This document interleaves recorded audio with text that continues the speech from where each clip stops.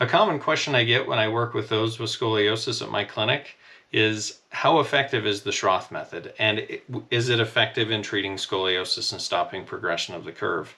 My name is Dave Butler. I'm a physical therapist at Align Therapy, and I wanted to talk about a research article that came out that was a systematic review and meta-analysis of some studies that have come out in the past that looked at, is the Schroth method effective in treating adolescent idiopathic scoliosis. So I wanted to answer the question of, is the Schroth method effective? And this research article came out in July of 2024, and it looks at a lot of the things that we get questions about. So let's dive into the article, and I'm not going to go way deep into this, and I want to pull out some things that we can discuss, because I think it's an important thing to ask when you're looking at scoliosis treatment. Is this researched, and is it found to be effective? Anyone you're going to get treatment for scoliosis, you should be asking that question. Can you show me research showing that this is helpful and this is not just a one case study that you feel like is effective? These treatments with these teenage kids, time is of the essence, and we don't want to go down a road that isn't effective. So there's my plug, there's my soapbox. Let's get into the article. The article's title is Effects of Schroth 3D Exercise on Adolescent Idiopathic Scoliosis, a Systematic Review and Meta-Analysis, and it was published in Children in July of 2024. They look, basically what they do in a systematic review and meta-analysis is they do a search for all studies and research articles that can fit into specific parameters. So in this, they wanted to see the Schroth method. They wanted to see if it measured the Cobb angle and the angle of trunk rotation and things like that. So they did a search on various places online. We're not going to get into that too much. And they found they had 742 articles that were retrieved from the databases. That's a lot. And then they start to prune that down based on their inclusion criteria.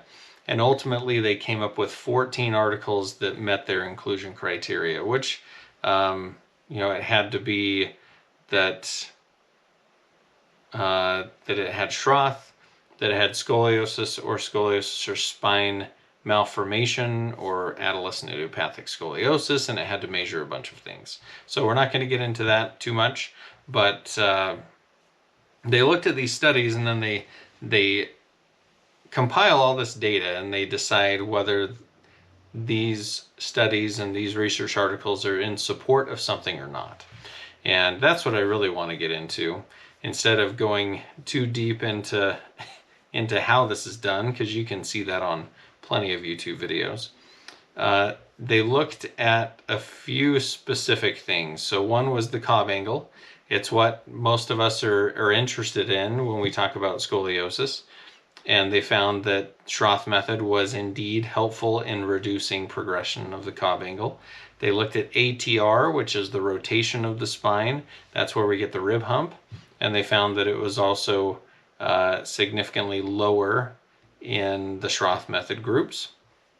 They looked at the SRS-22, which is a questionnaire looking at quality of life and looking at how their body image is and things like that.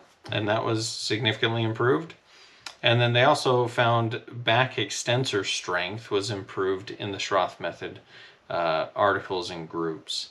And so a lot of things were improved. They didn't show that anything was harmful, that anything was not beneficial, or there were some metrics that weren't necessarily statistically significant and beneficial, but they didn't find any harm that that was being done with doing Schroth method exercises. I think that's an important thing to think about. We're thinking about some higher level treatments, more aggressive treatments like surgery and bracing and different types of surgery out there. There are some negatives that can happen with that.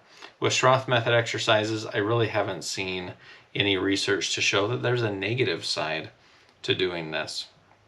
So if we go down into what they found, So the meta-analysis results demonstrate that Schroth training significantly improves self-image and quality of life. Additionally, lumbar extensor strength, or the muscles on the back side of the spine, improved significantly after Schroth training.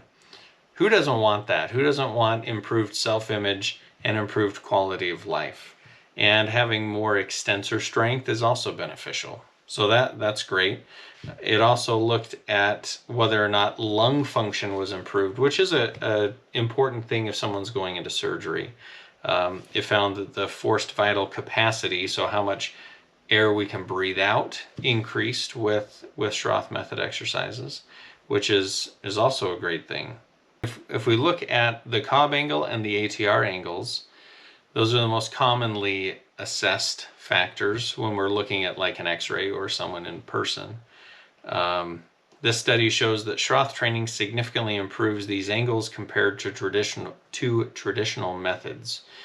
Traditional methods they're looking at are just exercise, core strengthening, general physical therapy type things that aren't specific to the curve. So I think that's an important thing to think about. When we talk about scoliosis, we're making decisions based on the Cobb angle for surgery and for bracing and things like that. So we want a method of treatment to affect those things. If we're trying to limit someone from getting to surgery, we need the method of treatment to affect the Cobb angle progressing to 45 degrees. And if we can see that there's something that's affecting that and helping to reduce that progression, then why are we not using that, right? So this meta-analysis and systematic review was pretty interesting. It didn't really show any negatives to doing Schroth method exercises. It showed a lot of positives. If you want to dive deep into it, you can get this article free. I'll put a link to this in the description, and you can really dive into it and see what they looked at, see the studies that they used. They used 14 studies that you can dive into each one and really see. I think a big thing to note is that when I first started doing Schroth method exercises about 10 years ago, we didn't have a ton of research to back what we were doing. We did have some studies that were helpful in discussing why we were doing things and showing the benefit. But over the last 10 years, just like this meta-analysis shows, we have a lot more research and we have a lot more articles that are in support of doing conservative treatment using the Schroth method. And I think that's really cool because there for a long time it was hard to really discuss what benefits we see and be confident in that. I think at this point in time, we can totally be confident in saying with Schroth method exercises, if they're done correctly and if they're done well, there's a good, significant chance that we can limit progression of the curve, stop progression of the curve. Even some studies showing that we can reduce the Cobb angle. So I think this is something that we should be looking more into and we should be using more. This should be part of our standard of care at this point. So thanks for watching. Sorry for the long dialogue. Check out our other research reviews in other videos.